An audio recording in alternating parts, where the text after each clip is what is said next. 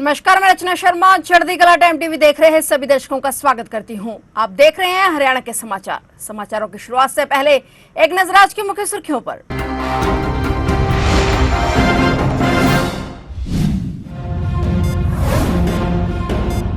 लोकसभा अध्यक्ष ओम बिरला से मिले हरियाणा के विस स्पीकर हरविंदर कल्याण ने लोकसभा अध्यक्ष से कई मुद्दों पर की चर्चा। नई दिल्ली में हुई आधिकारिक बैठक।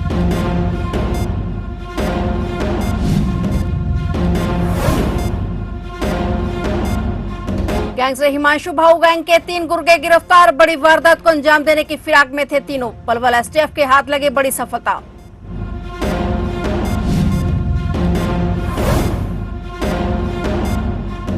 ज्योति मल्होत्रा की जमानत याचिका खारिज। दोनों पक्षों के वकीलों के बीच चली बहस। 23 जून को होगी अगली सुनवाई।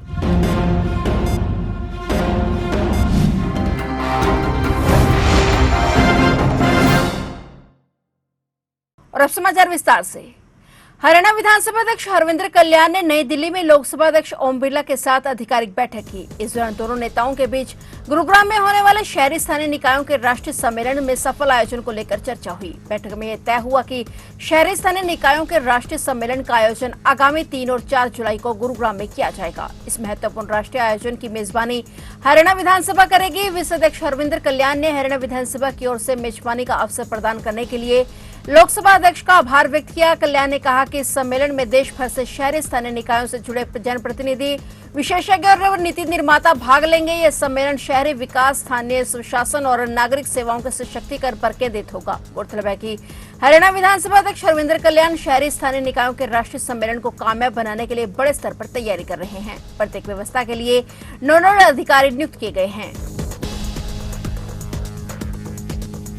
पलवल एसटीएफ के हाथ बड़ी सफलता लगी है। टीम ने कुख्यात नीरज फरीदपुरिया, हिमांशु भाऊ गैंग के लंबे समय से फरार 3 इनामी बदमाश नीरज उर्फ गंजा पुत्र चंद्रपाल, सोनू पुत्र कमल निवासीगण फतेहपुर बिल्लौज थाना सदर बल्लभगढ़ जिला फरीदाबाद और विनीत उर्फ गोलू पुत्र लोकेंद्र निवासी मुकीमपुर मुंडैया थाना भोजपुर जिला गाजियाबाद को काबू किया है। आरोपी नीरज उर्फ गंजा और सोनू पर 10-10 हजार के और विनीत उर्फ गोलू पर 1 लाख रुपए का इनाम घोषित है। उपरोक्त बदमाश नीरज फरीदपुरिया हिमांशु भाऊ गैंग के शूटर हैं। आरोपी नीरज उर्फ गंजा और सोनू मंजीत निवासी डिंगल की हत्या में शामिल थे और तीनों वारदात के बाद से अपनी पहचान छिपाकर अलग अलग जगह पर छिपकर रह रहे थे, जिनको एसटीएफ हरियाणा इकाई पलवल की टीम ने कोलकाता से काबू करने में सफलता प्राप्त की है। तीनों आरोपी पलवल में किसी बड़ी वारदात को अंजाम देने की फिराक में थे। एसटीएफ की टीम ने तीनों आरोपियों को वारदात को अंजाम देने से पहले ही कोलकाता शहर से काबू करके सफलता हासिल की है।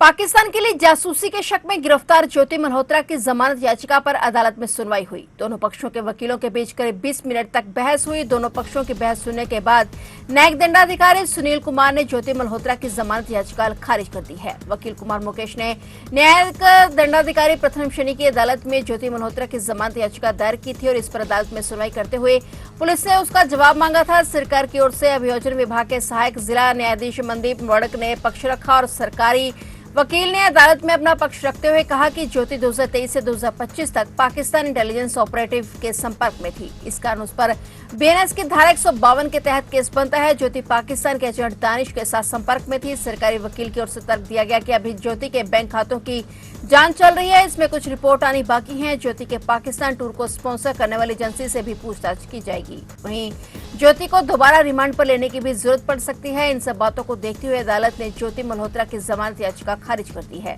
अब इस मामले की अगली सुनवाई 23 जून को होगी। हरियाणा के ऊर्जा एवं परिवहन मंत्री अनिल विज हमेशा अपने गुस्से और तेवर को लेकर चर्चा में रहते हैं। अनिल विज आज गुरुवार को अंबाला कैंट का निरीक्षण करने पहुंचे थे। बरसाती सीजन से पहले अनिल विज निरीक्षण करने निकले थे और अनिल विज अधिकारियों के साथ दौरा कर रहे हैं और गब्बर नालों पर काम और सफाई का निरीक्षण कर रहे थे और इस दौरान विज ठेकेदार और अधिकारियों के काम से खफा दिखे। वहीं विज ने अधिकारियों को चेतावनी दी। उन्होंने कहा कि काम नहीं हुआ तो छोड़ूंगा नहीं। ऊर्जा मंत्री अनिल विज ने अधिकारियों को फटकार लगाते नजर आए।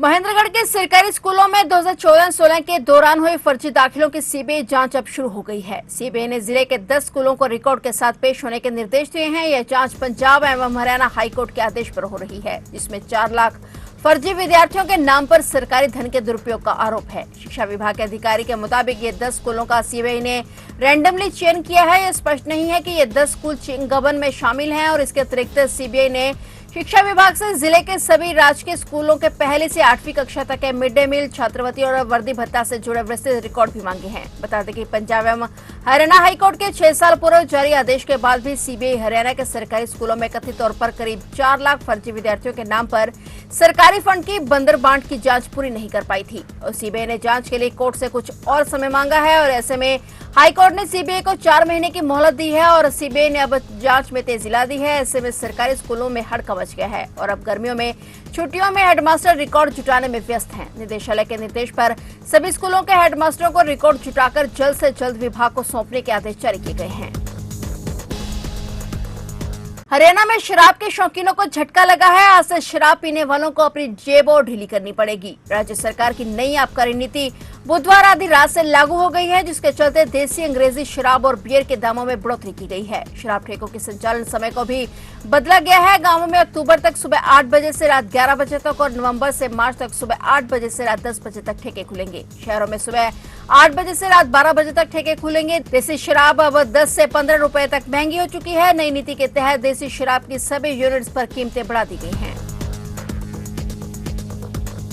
पानीपत शहर में बीती रात 3 अलग अलग मकानों पर गोलियां चलाई गई। घटना का पता आज सुबह तब चला जब स्थानीय लोगों ने गोलियों के खोल और मकानों को हुए नुकसान को देखा। लोगों ने रात को गोलियां चलाने की आवाज भी सुनी थी और सूचना मिलने पर पुलिस मौके पर पहुंची। फायरिंग का एक ही एंगल है और जहां से गोलियां चलाने का शक है वहां मकान में 4 कपल लिव इन में रहते हैं और पुलिस और एफएसएल की टीमों ने संयुक्त जांच में पाया कि तीनों मकानों पर एक ही एंगल से गोलियां चलाई गई हैं, जो कि एक महत्वपूर्ण सुराग माना जा रहा है। दोनों टीमों ने मौके से कई महत्वपूर्ण साक्ष्य जमा किए हैं। घटना की जांच के लिए पुलिस की कई टीमें अलग अलग एंगल पर काम कर रही हैं। पुलिस आसपास के सीसीटीवी कैमरों की फुटेज भी खंगाल रही है। पुलिस जल्द ही इस रहस्यमय घटना का खुलासा करने का दावा कर रही है। पुलिस ने मौके से एक खाली खोल बरामद किया है और मौके से कई बुलेट भी बरामद किए गए हैं। फिलहाल चारों लिव इन कपल से पूछताछ जारी है। भाजपा जिलाध्यक्ष राजेश सप्रा ने जानकारी देते हुए बताया कि प्रधानमंत्री नरेंद्र मोदी भाजपा सरकार के केंद्र में 11 वर्ष पूरे होने पर भाजपा जिला कार्यालय यमुना कमल में प्रेस कॉन्फ्रेंस आयोजित की गई, जिसमें मुख्य अतिथि के तौर पर हरियाणा से भाजपा की राज्यसभा सांसद रेखा शर्मा ने शिरकत की और उनके साथ विधायक घनश्याम दास अरोड़ा सहित कई नेता और अधिकारी साथ रहे। भाजपा की राज्यसभा सांसद रेखा शर्मा ने आयोजित प्रेस कॉन्फ्रेंस में कहा कि भारत देश के इतिहास में मोदी सरकार का यह कार्यकाल स्वर्णिम अक्षरों में लिखा जाएगा। यह कार्यकाल विकसित भारत और आत्मनिर्भर भारत के संकल्प की सिद्धि का स्वर्णिम काल बन रहा है। प्रधानमंत्री नरेंद्र मोदी के नेतृत्व में विकसित भारत का अमृतकाल सेवा, सुशासन, गरीब कल्याण के सफल 11 साल हैं। इस दौरान भाजपा सांसद ने इन 11 सालों में बीजेपी सरकार द्वारा किए गए कामों को लेकर चर्चा की। उन्होंने कहा कि भाजपा किसान हितैषी सरकार है। हरियाणा देश में 24 फसलों को एमएसपी पर खरीदने वाला पहला राज्य बना है। बिना पर्ची और बिना खर्ची के युवाओं को सरकारी नौकरियां भाजपा शासन में ही मिलना संभव हुआ है। आज हम पिछले 11 साल में मोदी सरकार ने जो कार्य किए हैं उस पे कुछ बिंदु आपसे डिस्कस करेंगे, क्योंकि कार्य इतने हैं कि अगर मैं डिटेल में बताने लगी तो शायद पूरा दिन भी लग सकता है।